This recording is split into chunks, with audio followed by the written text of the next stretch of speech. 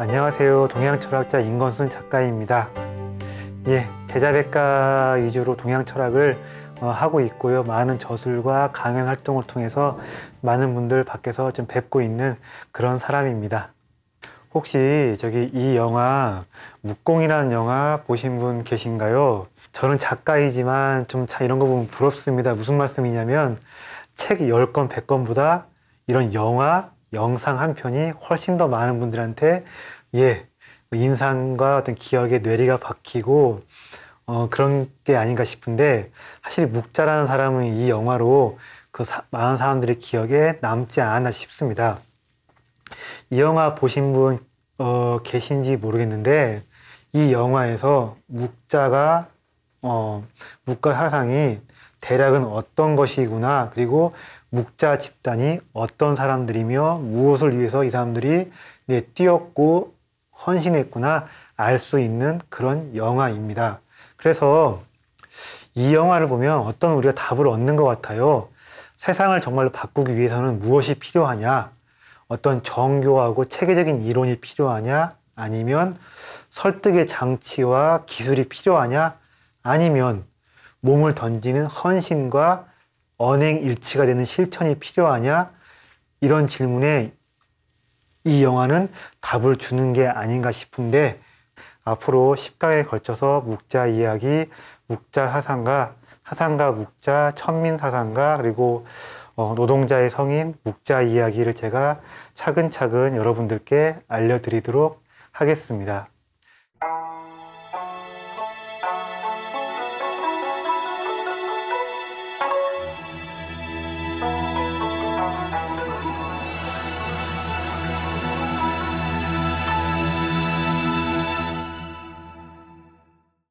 왜 묵자인가? 우리는 왜 묵자를 공부해야 하는가?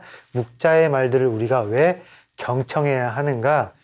대한민국에서 묵자 책은요, 제가 알기로는 출판된 것들이 많이 쳐준다고 해봤자 20권에서 30권 사이인 걸로 알고 있습니다.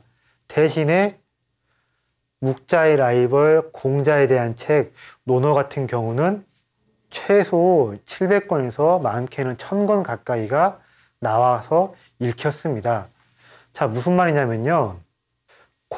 묵자의 이야기보다 공자의 이야기, 묵자의 말씀보다 공자님의 말씀들, 공자의 어떤 그런 사상들이 훨씬 많이 한국인들한테 읽히고 소화가 되었고, 한국인들의 가치관에 공자의 사상들이 알게 모르게 직간접적으로 영향을 주었다고 볼 수가 있는데요. 근데 저는 단도직입적으로 이런 질문을 던져보고 싶습니다. 우리는 묵자를 읽어야 되느냐, 공자를 읽어야 되느냐? 우리에게 묵자의 이야기가 필요할까, 아니면 공자의 이야기가 필요할까? 이런 질문을 제가 도발적으로 지금 던져보고자 하는 것인데요. 이런 겁니다. 자, 공자의 이야기, 논어를 비롯해서 동아시아 고전들은 사서 오경이라고 합니다. 사서는 뭐지요? 논어, 맹자, 대학, 중용입니다. 그리고 오경은 무엇입니까? 시경, 서경, 역경, 춘추, 좌전가, 예기, 이렇게 동아시아에서 사서 오경 이렇게 9권들의 책이 우리의 정신세계를 만들어낸 고전이자 어떤 스탠다드적인 하나의 어떤 책들이었는데요. 이런 거예요. 자, 공자의 논어를 비롯해서 사서를 읽어보면, 오경을 읽어보면 계속해서 군자를 가지고서 이야기를 합니다. 군자란 무엇이냐? 어떻게 해야 군자가 될 수 있느냐? 군자라면 모름지기 어떤 자세들을 가지고 있어야 되느냐? 또 군자가 되기 위해서는 우리가 어떤 것들을 공부하고 내 몸에, 마음에 익히고 넣어야 하느냐, 끊임없이 이야기를 하는데요. 군자는 무엇입니까? 말 그대로 군의 자입니다. 임금의 아들들입니다. 그러니까 아무나 군자가 될 수가 있는 게 아니에요. 요새 말로 하면 군자 무엇이겠습니까? 더 쉽게 표현하자면 무엇이겠습니까? 상위 1%고 더 쉽게 표현하자면 무엇이겠습니까? 자, 군자란 무엇일까요? 요새 말로 정말 쉽게 특히 아이들이 젊은이들이 잘 쓰는 말로 표현하다 보면요. 이런 겁니다. 금수저, 다이아몬드 수저라고 할 수가 있습니다. 그래서 군자는 이런 겁니다. 입신양명 한 사람이 바로 군자입니다. 몸을 크게 일으키고 자기 이름을 크게 떨친 사람으로서 어떤 통치 권력을 가지고 벼슬을 하고 국가 정책의 통치에 자신의 입김과 자기 생각을 넣어서 어느 정도는 조금이나마 관철시킬 수가 있고 이 사람들이 바로 군자입니다. 그래서 논어 같은 경우는 어디까지나 너희들 이렇게 해서 군자가 되어라, 입신양명해라, 1%가 되어라, 현재 1%이거나 아니면 머지않아 1%가 될 사람들, 입신양명할 사람들을 위한 자기 개발서가 바로 뭐냐면 공자의 논어이고 논어를 포함한 사서오경이랄 수가 있습니다. 자, 그런데요. 우리들은 말이죠. 군자가 아닙니다. 논어에서는 끊임없이 군자는 이렇고 소인은 이렇다. 군자는 의로움에 밝지만 소인은 이득에 민감하다. 군자는 잘못하면 과감하게 고치지만 소인은 잘못하면 어떻게 하냐면 둘러대고 변명을 하고 핑계를 댄다고 합니다. 자, 저 인권소인은요. 군자 아닙니다. 대인 아닙니다. 소인입니다. 네, 늘 잘못을 범할 수가 있고 잘못하면 바로바로 인정하고 고치기보다는 찌질하게 변명을 할 때가 많고요. 그리고 저는 어떤 공동체의 어떤 대의나 어떤 그런 것들보다는 제 이익과 제 통장의 장부에 민감합니다. 저 소인이기 때문에 그래요. 그리고 대다수의 우리는 군자가 아니라 소인이고 평생을 소인으로 살다가 소인으로 죽는 경우가 많습니다.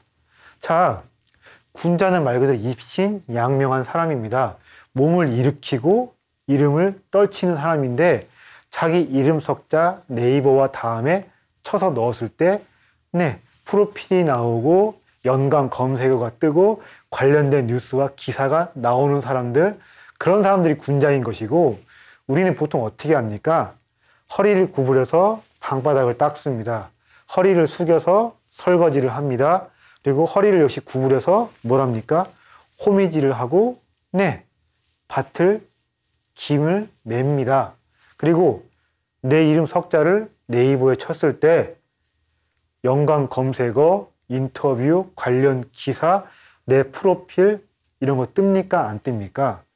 우리들 대부분은요. 입신양명이 아니라 입신이 아니라 허리를 숙인다. 굴신이고 이름을 떨치는 양명이 아니라 대부분은 우리들 삶은 늘 굴신무명한 경우가 대부분이고 우리들은 소인입니다. 하지만 소인이라고 해서 우리가 나쁜 겁니까? 소인은 소인대로 나름 잘 살아야 하고 소인도 나름 어떻게 됩니까? 잘 먹고 잘 살고 행복하게 살 의무와 권리 모두가 있겠지요.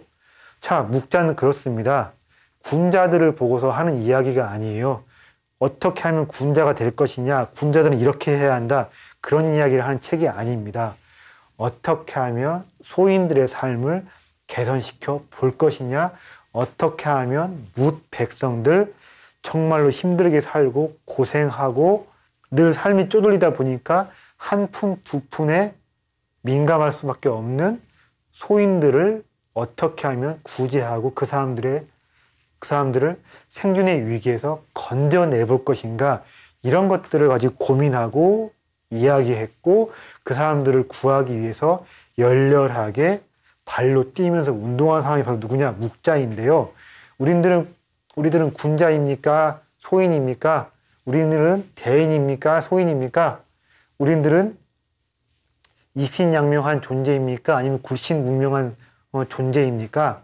우리들은 소인이고 굴신무명한 채로 살아가고 있는데, 그러면 우리는 1%들의 이야기, 논어가 아니라 사서오경이 아니라 소인들을 위해서 고민했고 소인들을 위해서 겸연이니 상연이니 상동이니 이런 말들을 주장한 묵자의 이야기를 경청하고 묵자의 문제의식을 내 문제의식으로 만들어서 공굴려 가는 게 훨씬 더 우리 삶을 위해서 우리 사회가 진정으로 나아지기 위해서 내 자식, 내 새끼들이 잘 살기 위해서 우리는 논어가 아니라 사서오경이 아니라 묵자를 공부하고 묵자의 이야기들을 귀 기울여서 경청해 봐야 하는 게 아닌가 싶습니다. 저희 아버지께서 석공일을 하고 계십니다. 그래서 이런 것들을 직접 돌을 깎아서 불상, 사자상, 마리아상, 또 석탑, 비석 이런 것들을 만드시는 일을 아버지께서 하고 계신데 사실 그렇습니다. 석공의 일이라는 게 굉장히 고달픕니다. 정말로 예술운을 불태워서 이런 것들을 만들어내고 하시지만 굉장히 좀 고달프고 그런데 아버지께서 늘 좀 그런 것들이 좀 있었던 것 같아요.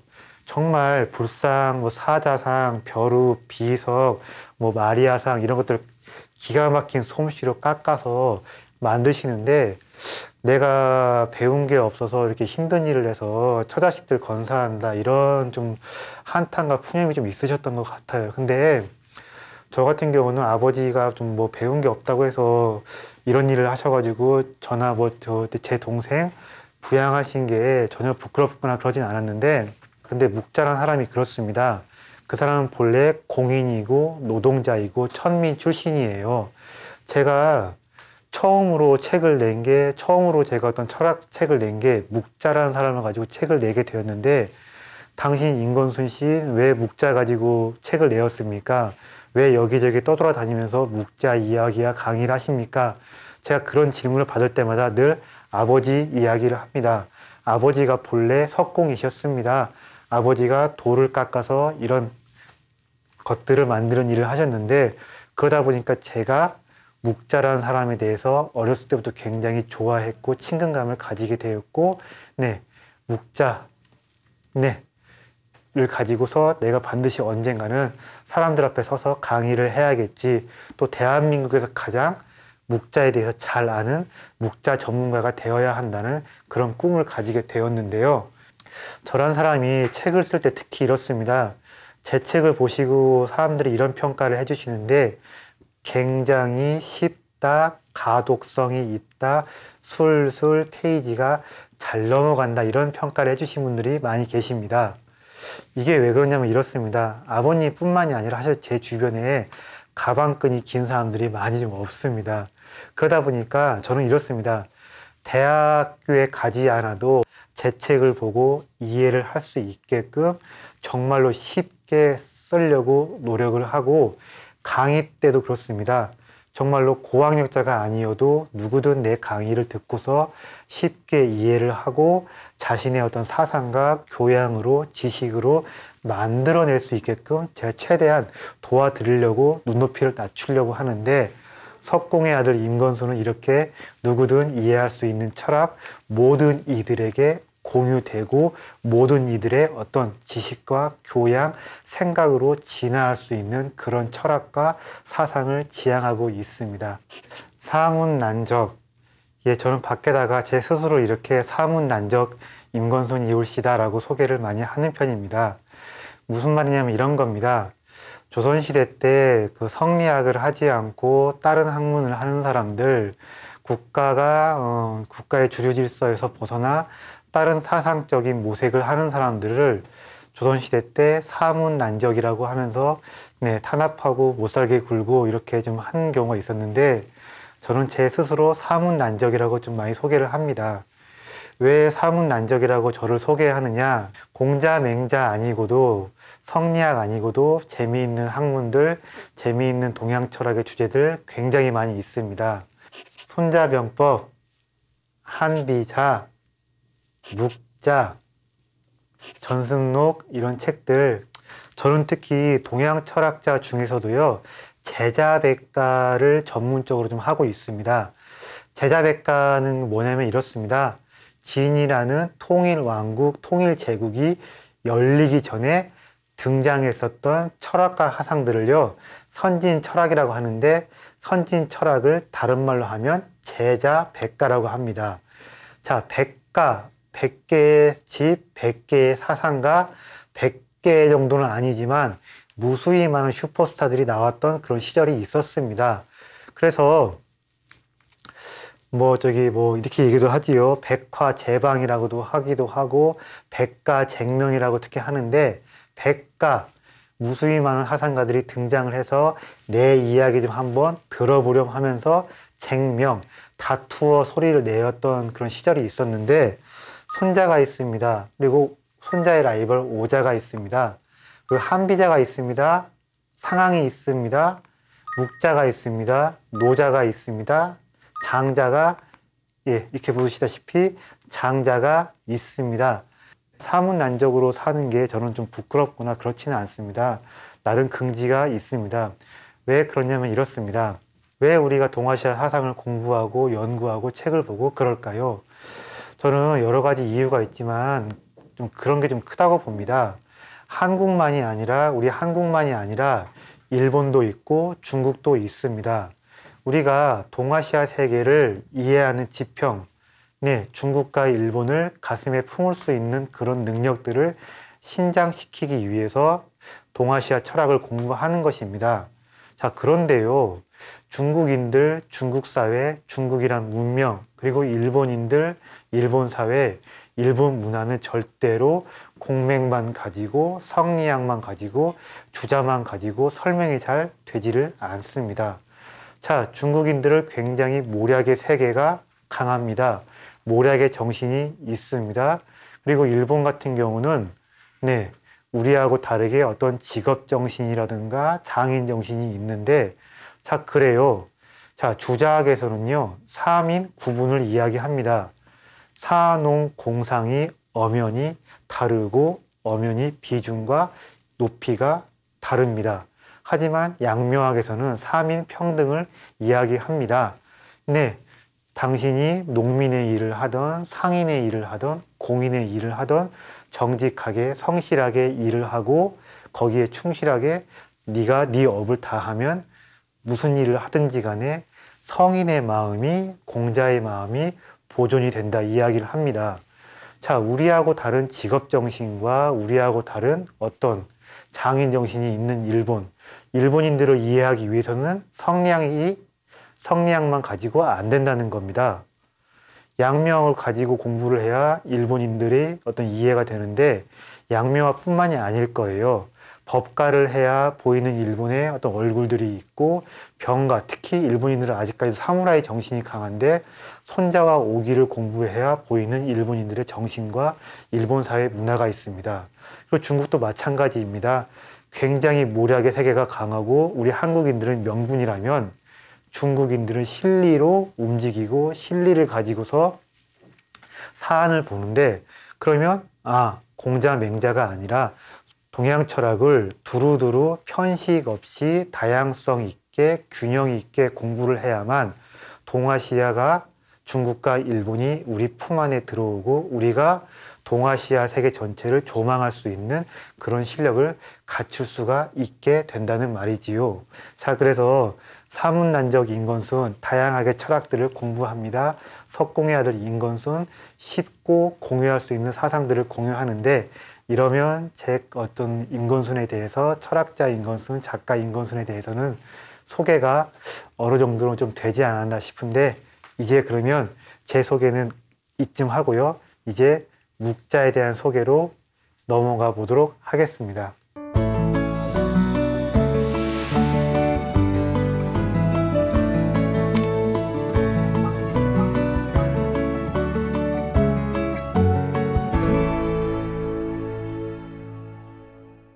자, 근데 제가 잠깐 묵자를 본격적으로 또 소개를 하기 전에 어떤 이미지를 좀 보여드리고 있습니다. 이게 뭐 같습니까? 중국이 세계 최초로 감청 불가능 통신 위성을 쏘아 올렸고, 그때 굉장히 중국이 우리가 엄청난 일을 해냈다. 중국 항공우주과학과 중국 기초과학의 성과고 개가다 하면서 막 호들갑을 떨었던 때가 있었습니다. 그래서 중국이 감청이 불가능한 어떤 통신 위성을 막 쏘아 올렸는데요. 그 위성의 이름이 바로 뭐냐면 묵자입니다. 세계 최초로 중국이 양자 통신 위성을 쏘아 올렸는데 그 이름이 묵자다. 왜 하필이면 그 통신 위성의 이름이 묵자였을까요? 중국 과학의 성과, 중국 항공우주과학의 개가 그 통신위성 이름이 묵자였는데 왜 하필이면 묵자였을까?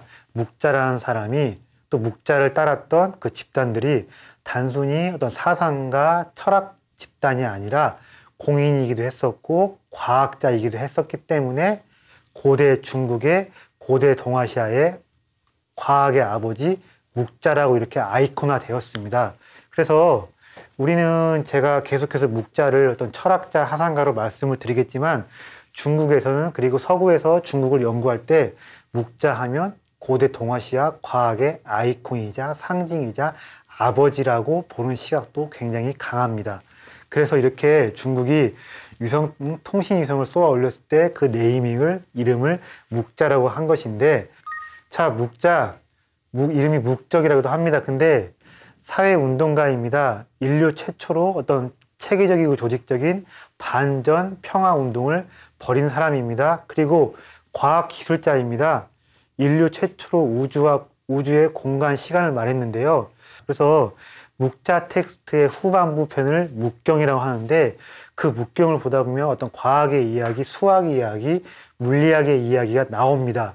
근데 정말 놀라운 게 뭐냐면요. 특히 어떤 기하학과 도형, 어떤 그 기하학에 대한 이야기가 나오는데 서구 그리스의 기하학, 유클리드 기하학보다 200년이 앞서 200년 빨리 어떤 기하학 이야기를 체계적으로 이분이 쓰셨습니다. 또 과학기술자입니다. 그리고 군사 전문가이자 무사입니다. 그리고 평등주의자, 박애주의자, 인류 최초의 어떤 사회주의자이기도 하고 어떻게 보면 굉장히 좀 마르크스랑 비슷한 이야기도 많이 한 사람인데 다양한 얼굴을 가진 묵자 이야기들을 제가 차분차분 하나하나 차근차근 차분하게 한번 토봐서 계속 강의 중간에 말씀드리도록 하겠습니다. 자, 당대의 평가는 이러합니다. 회남자라는 어떤 책인데요. 네, 공자와 묵자의 명성은 영토가 없었지만 천자의 지위를 누렸고 천하를 두루 유묵에 기울게 했으며, 그러니까 천하인들이 모두 유가 아니면 묵가에 기울었다는 얘기입니다. 묵자를 따르는 무리는 180인인데 불섭을 짊어지고 칼날을 밟으며 죽어도 돌아서지 않았다. 이것은 무슨 말이냐면 이런 말입니다. 묵자의 제자들, 묵자 무리들이 있었는데 굉장히 뭐랄까 그 강한 조직력 그리고 강한 행동력과 실천력을 가지고서 천하를 구하기 위해 일사불란하게 움직였다. 자, 당대의 평가 맹자의 말입니다. 양주와 묵자의 말이 가득하여 천하의 언론은 양주로 돌아가지 않으면 묵자로 돌아간다. 당시에 개체의 생명과 어떤 뭐랄까요, 그 개인의 삶을 중시한 양주라는 사상가와 천하 인민들을 두루두루 사랑하고 아껴야 한다는 묵자라는 사람이 있었는데 천하의 여론이 백성들의 인기가 양주 아니면 묵자로 갈 정도로 당대의 묵자의 인기가 정말로 대단했다고 합니다. 그리고 한유라는 사상가가 있었는데 이 사람이 이렇게 얘기를 했습니다. 공석 불가난 묵돌 부득검. 공자가 앉은 자리는 따뜻해질 겨를이 없었고 묵자의 굴뚝은 검어질 틈이 없었다. 왜냐하면 공자는 늘 돌아다니고 묵자 역시 천하를 돌아다녔기 때문인데요. 공자가 앉은 자리는 잠시도 오랫동안 앉아있지 않다 보니까 공자가 앉은 자리는 따뜻해질 틈이 없었습니다. 그리고 공자가 사는 집은 뭔가 아궁이에다가 떼고 그렇게 해야만 그 굴뚝이 검어지고 숯이 생길 것인데 늘 천하 인민들을, 백성들을 구하기 위해서 여기저기 돌아다니다 보니까 공자든 묵자든 그렇습니다. 둘 다 열렬한 구세를 위한 운동가다 보니까 공자의 자리는 따스해질 틈이 없었고 묵자의 집은 연기가 올라가지 않았다. 그러니까 이런 겁니다. 사람들이 그랬어요. 묵자를 좋아하든 싫어하든 묵자 사상에 동의를 하든 반대를 하든 묵자라는 사람이 가지고 있는 진정성, 저 사람이 천하 인민들을 구하기 위해서 온몸을 던진 이런 실천력과 행동력은 모두가 다 인정하지 않을 수 없었던 이런 당대의 인식과 평가가 있었습니다. 그러면 자, 제 소개도 드렸고 묵자 집단에 대한 이야기도 좀 드린 것 같고 우리가 왜 묵자를 공부하고 읽어야 되는지 이야기를 드린 것 같은데 자, 오늘은 여기까지 하고요. 다음 시간에는 묵자라는 사상가를 만들어낸 역사적인 환경과 배경 이야기를 하고 조금만 더 묵자 집단이 가지고 있는 여러 가지 성격과 얼굴에 대해서 부연 설명하는 그런 시간을 가져보도록 하겠습니다. 예, 이상입니다. 감사합니다.